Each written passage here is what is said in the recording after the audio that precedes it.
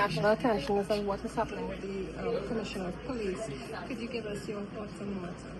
Well, as a lawyer and as somebody who spent a lot of time in law, it's very important to let the process of law happen.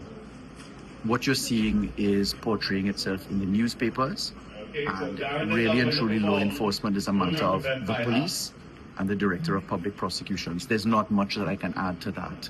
I mean, suffice it to say that it is an unusual thing to have an investigation of a sitting Commissioner of Police, but it demonstrates that the rule of law and the democratic processes are fully at work. The government has no rule whatsoever, as the Prime Minister has reminded you on this. This is really a situation where all eyes need to be on the Director of Public Prosecutions. That is the constitutional vanguard of the rule and principle of a DPP advising on what ought to be. The government has no role in this facility at all. Some are saying that the situation of the TTPS could essentially destabilize the TTPS and further erode public confidence in the police. What do you want to tell the public who are looking on this? I mean, it's very shocking. I think it's the first time it's ever happened in the history of Trinidad. So it's not the first time. You had Randolph Burrows, which was the first time. This is the second time. But this is a matter for the TTPS and the DPP to speak to. As a citizen and as a member of the government, I can say, yes, indeed, I join you in saying, as the Prime Minister did, that there's concern for this. But we have to always be careful in public life not to interfere in the police business and in the DPP's business. I know that very well.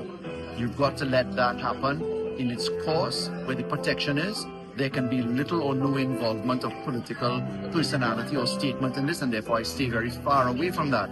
I do, however, acknowledge that it is a matter of concern and that alacrity is required. Remember, our Constitution sets up how this can be dealt with. Number one, the Constitution provides for the Police Service Commission, an independent body to establish the review and the mechanisms for a Commissioner of Police. Number two, the Constitution sets up in Section 90 the role and function of the Director of Public Prosecutions as the safeguard for investigations to have his consent one way or the other. Number three is that the political element is left entirely out of that. It comes only into play when it is invited into play under Section 123 of the Constitution, where you deal with an appointment in the Parliament process or not.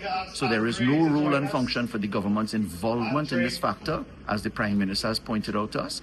There is, however, the need for the DPP, the Police Service Commission, and the TTPS to go through its mechanisms and paces and to, no doubt, join the public in the concern that we need to have stability. This is not a rush job. I have been the subject of investigation. Many people have been the subject of investigation. You don't hold significant power and responsibility and not at times subject yourself to investigation.